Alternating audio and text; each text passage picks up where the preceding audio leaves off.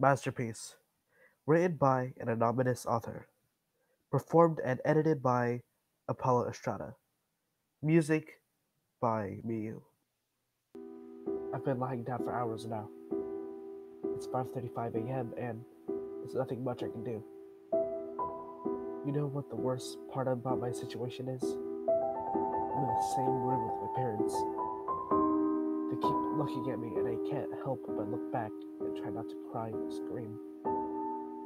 Their eyes are focused on me and their mouths are wide open. There's the strong scent of blood and I feel so paralyzed with fear. Here's the thing. The second I make any hints that I'm not asleep anymore, I'm completely I will die and there's nobody around to save me. I've been trying to think of a way out, but the only idea I have is to rush for the front door and run outside and scream for help, hoping any neighbors can hear me. It's risky, but if I stay here, I'll surely die. He's waiting for me to wake up and see his masterpiece. You're probably wondering what's going on. I do get ahead of myself sometimes. About 3 hours ago, I heard screaming from the other side of the house. I got up and went to check on the noise before realizing I had to use the restroom. Instead of doing the smart thing and investigating, I used the bathroom first. I could have gotten myself killed right then for my stupid actions, but I actually did my business and took a peek outside the bathroom. There was blood on the carpet. I got very worried and ran back to my room, hiding under the sheets like say I was. I tried to convince myself to go back to sleep, that it was just a really vivid dream or something. But I heard my bedroom door open. Like the terrified child I was, I peeked from under my blankets to see what was going on.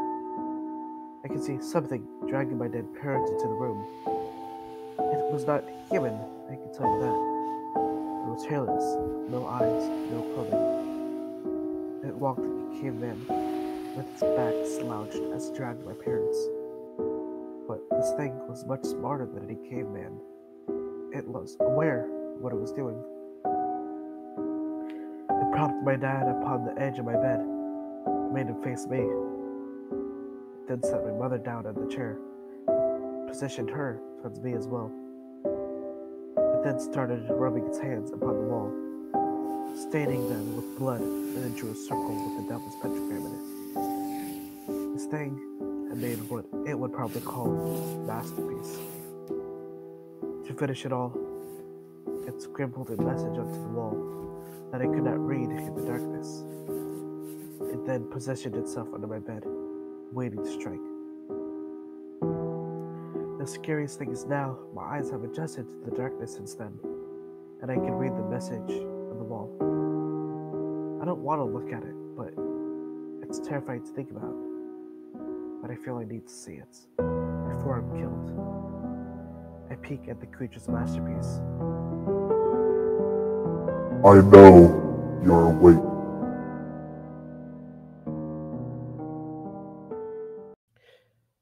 SCP-096 Containment Briefing. Performed by Persephonie Muses. Edited by Apollo Estrada. Music by Kevin Macleod. Good morning, everyone. My name is Dr. Estrada, and I will be the leading scientist for this little mobile task force that has been put together. Now, I'm sure you're all wondering what it is we'll be doing out there. Some of us will be acquiring SCP-096, otherwise known as the Shy Man, and others will quite possibly just be dying or running, should you not panic. The plan is very, very simple, so listen carefully. Each of you will be given a fortified, lightweight face cover to secure on the target's head.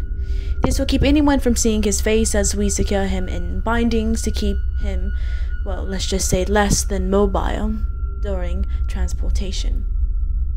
It's as simple as that. However, Where the obstacle lies is in your ability to avoid looking at his face. SCP-096 is a Euclid class. He is tall, pale, gangly, with very little muscle mass, and looks to be malnutritioned. He is generally docile, however, should anyone happen to catch a glimpse of his face, well, let's just say the family will be better off with simply cremating whatever little remains we happen to recover, if any. The moment you catch even the barest glimpse of SCP-096's face in the absolute corner of your periphery, it will throw him into an inconsolable, uncontrollable, babbling panic.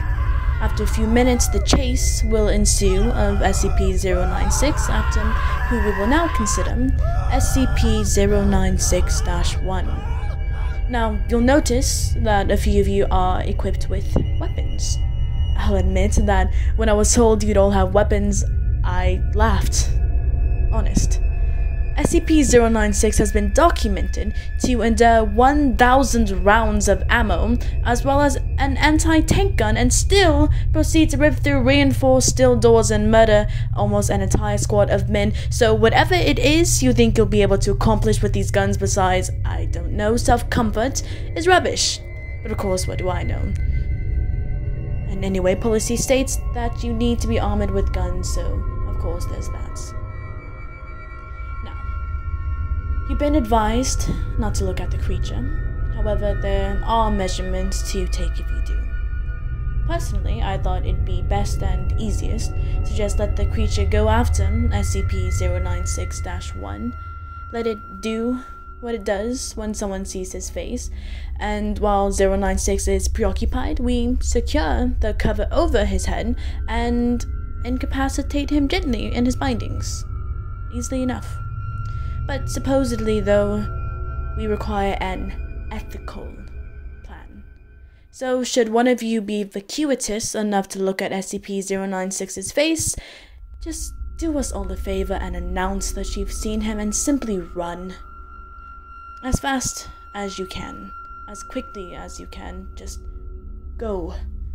One person will follow to ensure you get away and be there to possibly cover SCP-096's face should that situation turn into my first plan. However, if we all do our job, SCP-096-1 should be perfectly fine. SCP-096 takes a few minutes of screaming-filled panics before doing anything anyway. We can just simply use that time to cover his face. However, I cannot stress this enough. Should someone be stupid, should someone be unlucky enough to see his face and the rest of you panic, some of you will naturally look at his face.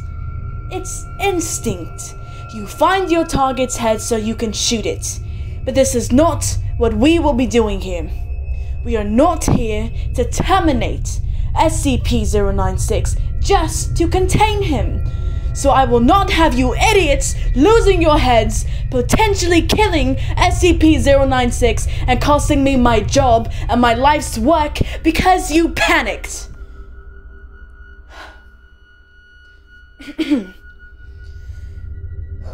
Excuse me. That is to say, if everyone stays calm and keeps their eyes low, we will be able to make it back in one piece. All of us. Including 096. Let's go.